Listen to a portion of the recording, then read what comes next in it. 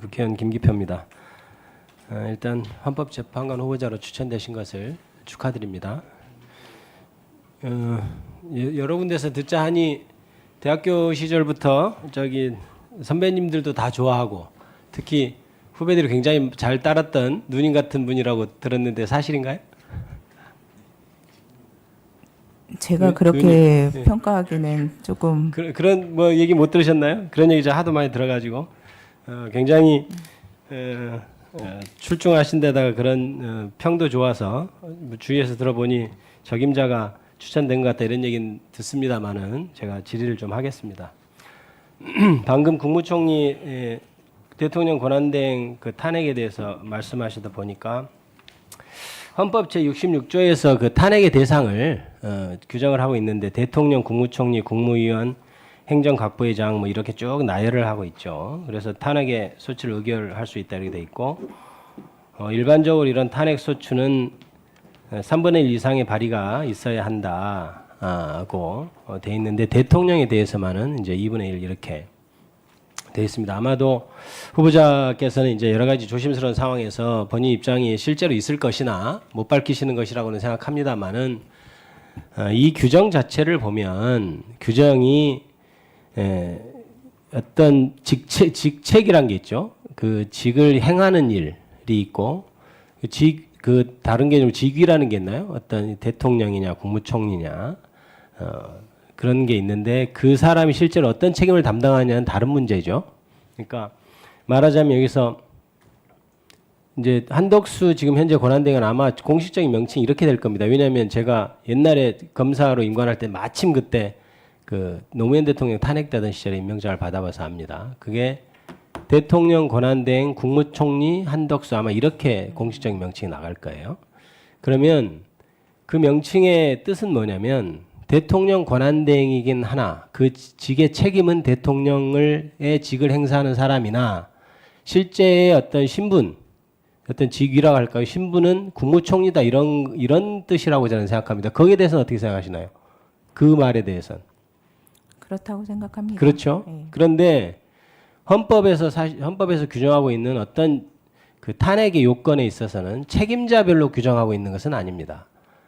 헌법에서는 명확하게 대통령, 국무총리, 뭐 법관까지 해서 그 사람의 어떤 책임이 아니고 그 사람의 지위를 논하고 있거든요. 그러면 분명히 그렇게 생각하신다면 실제 내심으로도 150명 이상, 151명 이상의 찬성이면 탄핵이 된다 이렇게 생각하고 계실 것을 믿습니다만은 답변은 받지 않도록 하겠습니다.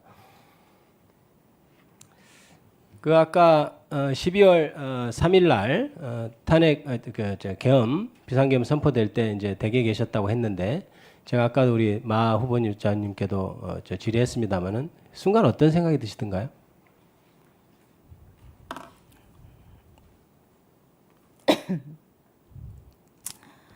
처음에는 딥페이크인가 이렇게 생각을 했습니다. 요즘 그러니까 뭐 딥페이크 제가 현대사회와 성범죄 연구회라는 연구회를 하는데 요즘 가장 뜨거운 주제가 딥페이크였기 때문에 뭐 계엄을 선포할 만한 조짐이 전혀 없었기 때문에 나올 때 처음에는 순간적으로는 그렇게 생각했는데 실제로 진행되는 것을 보고 그렇지 않다는 걸 알게 되었고 그날 제가 좀 복잡했습니다. 그때는 지금은 아니지만 법원장이었는데 요 계엄이 선포되면은 법원과 관련해서도 어떤 조치가 있을 수 있지 않습니까? 네. 그래서 그 국회로 가시는 모습을 보고 저도 법원에 가야 되나 이런 생각도 들고 또 혹시 그 비상계엄과 관련해서 어떤 후속 조치에 대해서 오면은 이걸 어떻게 해야 되나 그랬겠네요. 예, 이런 생각 때문에 마음이 많이 복잡했습니다. 일단 딥페이크라는 것은 굉장히 믿기지 않았다는 것이고 맞습니다. 아까도 방금 말씀하셨지만 비상계엄을 발령할 상황이 아닌 것 같은데 발령했네 이렇게 생각하셨다는 거죠. 예, 그렇게 느꼈겠습니다. 아마 이제 또 구체적으로 질의를 하면 이제 구체적인 사안이라서 답변을 안 하실 것 같아서 나중에 이제 결국 이제 헌법재판관으로 임명이 되면 이 부분을 다루게 될 겁니다. 그때의 그 느낌, 잘 상기하셔서 판단하실 때도 여러 가지 감안해서 판단하시기를 바라겠습니다. 내란죄에 대해서 한번 물어보죠. 아까 우리 존경하는 박희승 의원께서도 내란죄 얘기를 했는데요. 대한민국 영토의 전부 또는 일부에서 국가 권력을 배제하거나 국헌을 문란하게 할, 지금 현재 논의되고 있는 국헌을 문란하게 할 목적이 지금 논의되고 있는 것이죠. 지금 현재 이번에 계엄에 대해서 그거는 알고 있습니다. 맞다고 생각하시면 맞죠? 그럼 국헌을 문란한 목적이라는 것이 결국은 헌법에서 설치된 국가기관을 강압에 의해서 전복 또는 그 권능행사를 불가능하게 하는 것이라고 돼 있고, 이번 여러 가지 지금 비상계엄 후에 군인들이 선관위에도 갔고 국회에도 갔고 여러 군데를 갔지 않습니까? 실제 국회라는 곳은 비상계엄 계엄법 하에서도 국회는 예외적인 통제를 두지 않고 오히려 해제 요구안을 가결할 수 있게 도와줘야 되는 그런 기관인데도 지금 국회에 지금 군 병력이 들어왔단 말입니다. 그건 생생히 보셨죠? 맞습니다. 예.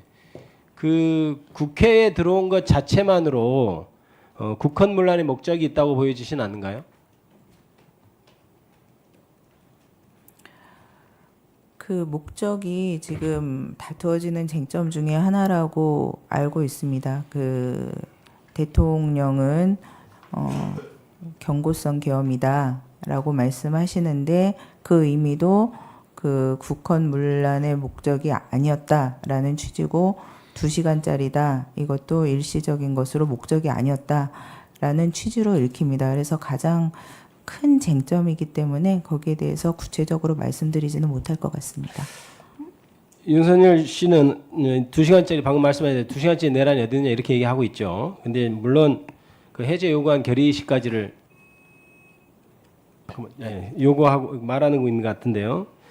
근데 사실 그 실제로 해제 시간까지 보면 6시간 정도 맞습니다. 되고 저는 그 너무나 어이없는 것이 국민들이 온몸으로 막아서 지금 계엄이 사실은 저지됐다고 생각하죠. 그다음에 자기들이 계획이 흐트러졌건 계획을 잘못 세웠건 아무튼 무능했건 간에 2시간 만에 실패한 계엄을 마치 우리가 2시간 만에 했으니 계엄 내란이 아니다라고 얘기하는 것이 너무 어이가 없습니다.